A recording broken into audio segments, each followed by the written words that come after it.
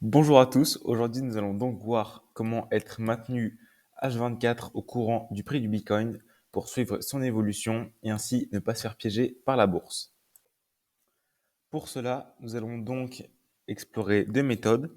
Nous allons déjà aller scraper le prix du Bitcoin en ligne, puis dans un second temps, nous utiliserons une API Python pour envoyer le prix du Bitcoin et son évolution par SMS. Donc tout d'abord, le scrapping, qu'est-ce que c'est?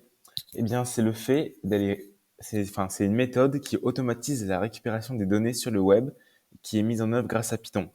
Le web scrapping permet ainsi de collecter les données automatiquement et rapidement.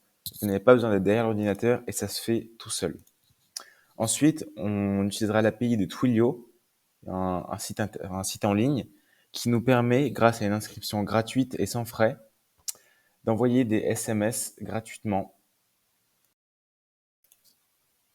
Donc, on se retrouve sur le code où là, je vais vous montrer comment aller scraper le prix du Bitcoin en ligne. Donc, pour ça, on va avoir besoin de deux modules Python, le module request et le module Beautiful Soup de BS4, qui va nous permettre d'aller chercher, d'aller parser, les éléments d'un code HTML. Donc, pour ça, on va devoir déjà se rendre avec cette ligne 6 là sur une page où il y a le prix du Bitcoin. Donc, moi, j'ai pris celle de boursorama.com. Vous voyez le prix du Bitcoin indiqué ici. Ensuite, bien, nous allons parser avec le HTML parseur du module et nous allons chercher à trouver où dans cette page se situe le prix du Bitcoin. Donc pour ça, on va citer des balises HTML. Donc on va ouvrir la console. On utilise ici, on clique ici à gauche, on va pouvoir sélectionner l'élément qu'on veut de la page. Donc hop, je clique là et je peux voir que les informations, le prix se situe dans ces balises-là. Donc c'est une span class, c'est instrument last. Donc hop, dans le code Python, on va marquer qu'on veut find le span et le nom de la classe, c'est voilà, celui-ci. Ensuite, on va juste retourner le prix du Bitcoin. Et pourquoi c'est aussi long? Et ben, c'est parce que après, enfin, là, le prix du Bitcoin, il est pour l'instant, c'est une chaîne de caractères. Donc moi, je veux le convertir en flottant. Donc c'est pour ça que je mets float devant. Et pour le convertir en flottant, comment est-ce que je fais? Eh bien, c'est je remplace déjà la virgule. Parce que vous voyez, ici, on a une virgule dans le prix du Bitcoin. Alors, pour convertir en flottant, il faut un point. Et ensuite, on a aussi un espace, ce qui m'a posé problème. Et donc, on le remplace par un non-espace. Voilà, on supprime l'espace. Et enfin, cette condition-là, c'est un slicing, parce que quand je retournais string tout court, eh bien, ça me retournait toute la ligne là, du span jusqu'à la fin du span. Et donc, en spécifiant les indices, j'ai réussi à trouver juste la bonne partie du prix du Bitcoin.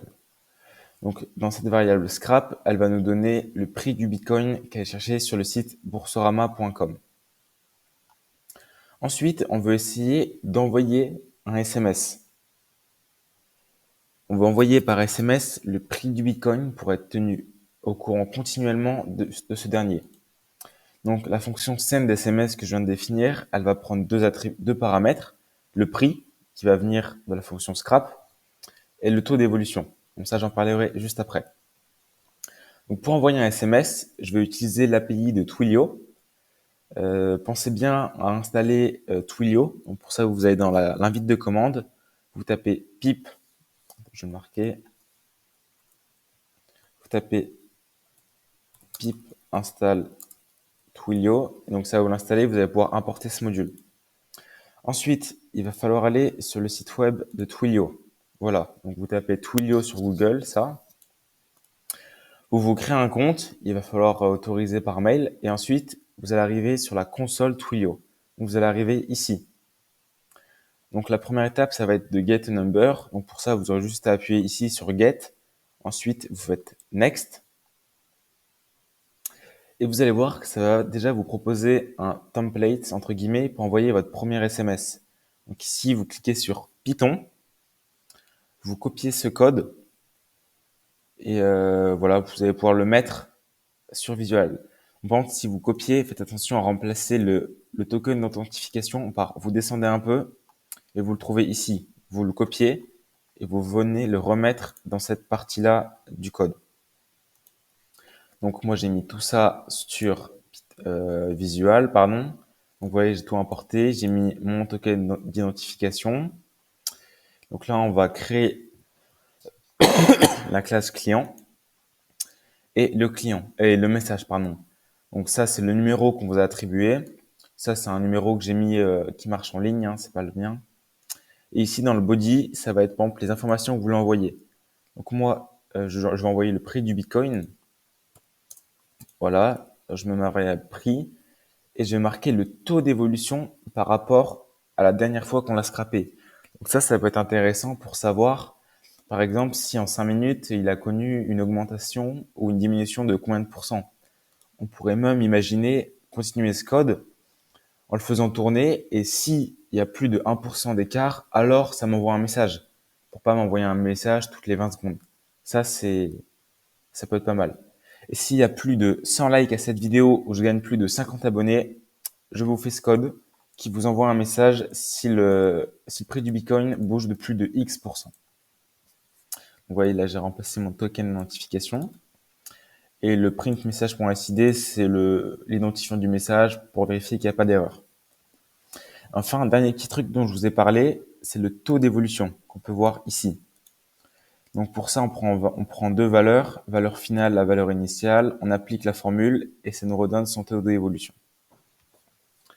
Donc enfin, on va déjà, pour lancer ce programme, bon c'est une méthode un peu barbare, je vous expliquerai à la fin comment on peut faire autrement pour ne pas laisser tourner le script H24.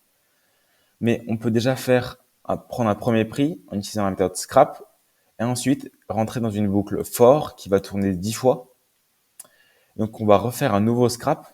Donc pour l'instant les deux valeurs là seront identiques, mais c'est pas grave, c'est juste la première fois. On va calculer le taux d'évolution entre le prix qu'on vient d'avoir et le dernier prix, last price, et on va envoyer notre SMS avec le prix et le taux d'évolution.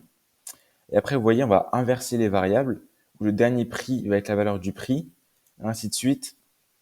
Comme ça, ici, on aura le prix d'avant, donc si vous voulez le prix moins 1, et là, on aura le prix 0, si je fais un peu une analogie au tableau Python. Et enfin, on va attendre 2 minutes. Donc, comme on attend 2 minutes 10 fois, le programme là va tourner pendant 20 minutes. Alors, il faut savoir qu'on a aussi d'autres alternatives. On pourrait par exemple utiliser le planificateur de tâches pour automatiser cela toutes les 20 minutes sans avoir à laisser tourner le programme Python. Encore une fois, si j'ai plus de 100 likes ou si je gagne plus de 50 abonnés, je vous fais une partie 2 avec toutes les remarques que vous m'avez faites